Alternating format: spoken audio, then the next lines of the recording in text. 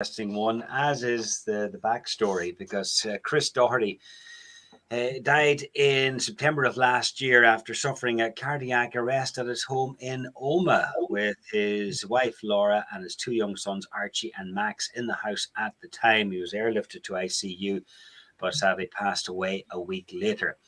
And before his passing, he was working on a children's book called Donovan, the Business Sloth Makes It Home for Bedtime Stories.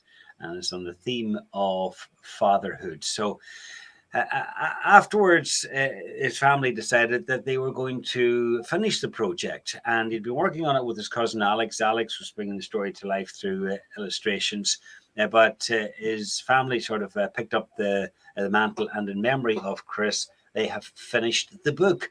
So I'm delighted that his wife Laura and dad Nigel join us now, and join us online as well if you want to look in on Facebook or YouTube.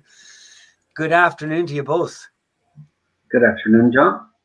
Hi, John. Laura, I'll start with you. And obviously the saddest part of all this is Chris's untimely death and the trauma that came with it. And I can only imagine, your head was all over the place in the immediate aftermath. But eventually you decided, seeing as this was a labor of love, that you were going to finish it.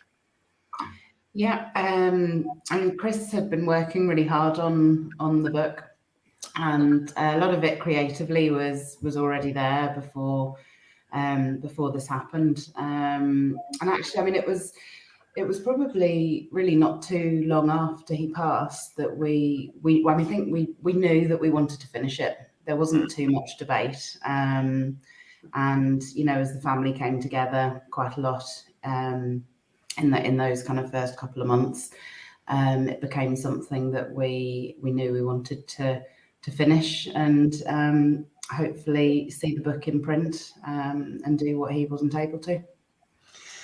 Nigel, Chris worked in IT, and when did you first hear that he was actually working on the children's book? Well, he actually, probably about a year before he actually passed, he came up to us and he said, I'm writing a book. So whenever I asked him, what's the title? He said, Donovan, the Business Sloth Gets Home in Time for Bedtime Stories. And I said, the title's too long, maybe shorten it. So this was a bit of a laugh really at the time, And then his mum said, I don't like the colour of the front. And he said, hang on, we haven't even opened the book yet. You haven't heard what it's about. So it was a bit of a laugh at the time, but in actual fact, it was a passion that he had to do this. And really, it's a story very much about his own personal life at that time. So it's very, very true to heart. And it's actually true to a lot of parents that would see themselves in the same situation. If they read the book, they would see themselves, well, that's me as well. That's the situation I'm in. Trying to dash home to do stories and to spend more time with the kids. Basically, so people spend too long commuting and not enough time with the kids. So. Yeah. Sadly, Chris's time with the kids was cut short, and it's poignant, Laura, I suppose, on a number of different levels. But first and foremost, because he was just a great dad, wasn't he? And did spend a lot of time with his kids, and wanted to spend more time. In fact, had got a job closer to home, so he could be around for the school run and stuff. Yeah, and he was absolutely devoted to both of his boys. As Archie was 2 when he passed, and Max was 4 months old. And yeah, I mean, every spare minute he got, he spent with the boys and doing anything he could for them. So yeah, he was very happy to have found a job that meant that he wouldn't have to be going away on any business trips, and that he could be around for school pickups and all of that. So. How far on was he with the book? Was it almost complete? Was it halfway through? At what stage was it?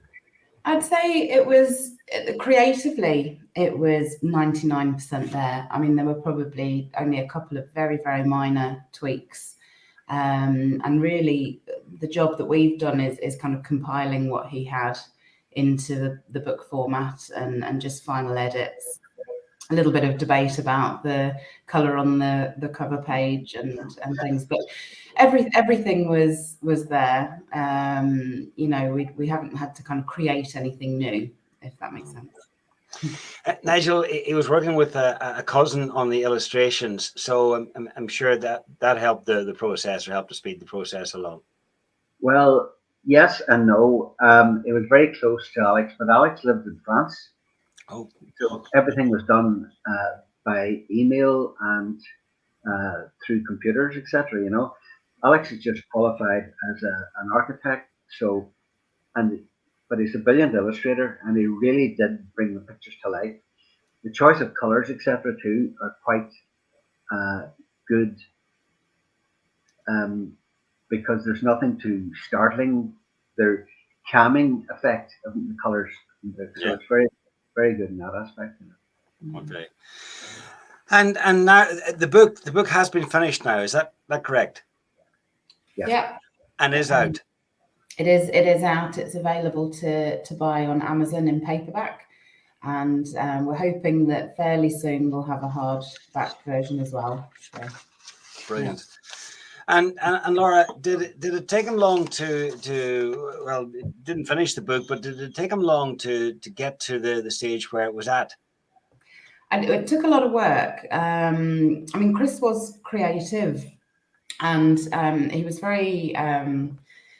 No, he used to have some brilliant ideas and a great imagination, and so that side of it, I think, came quite easy in a way.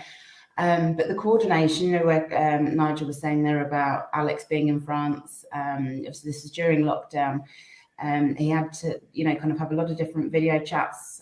He used to set up little focus groups with his friends that had kids and say, what do you think of this? What do you think of that? So a lot of thought and consideration went into it as he kind of, you know, developed it, and a lot of hours work as well. Yeah.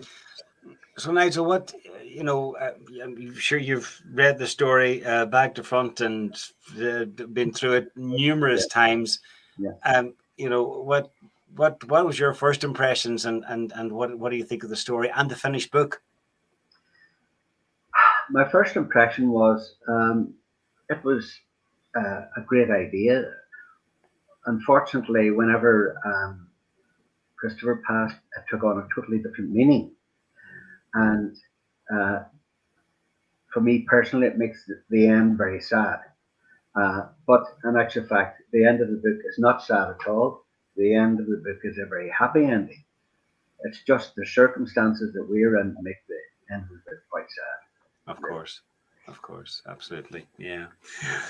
Well, it's great that the book, you know, it has been finished in his memory, and it is now out as no doubt Chris would have wanted. And you've decided to, given what happened to Chris, you've decided to donate half of the proceeds to charity.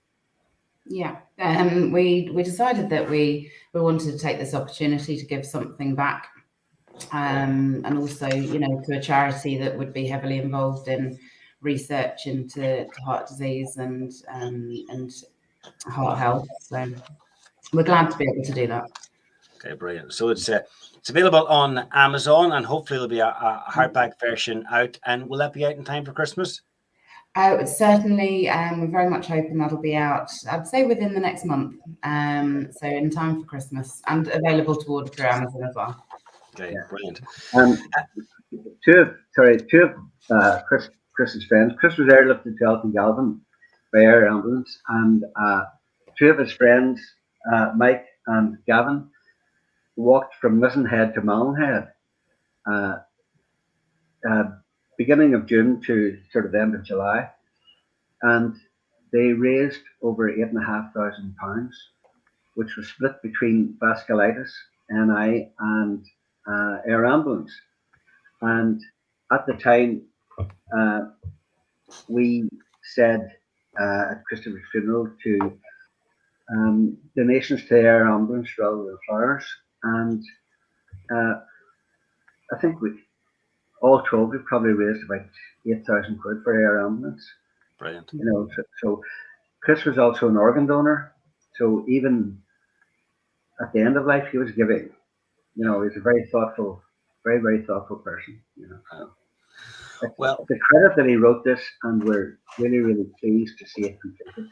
yeah, You know? I can imagine. Yeah, and it's great that it is finally completed and it is out now and it's in his memory. The book is called Donovan, the Business Sloth Makes It Home for Bedtime Stories. Nigel, regardless of the long title, it sounds like a great story.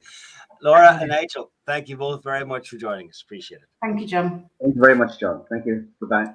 Bye. Denture problems? We can help.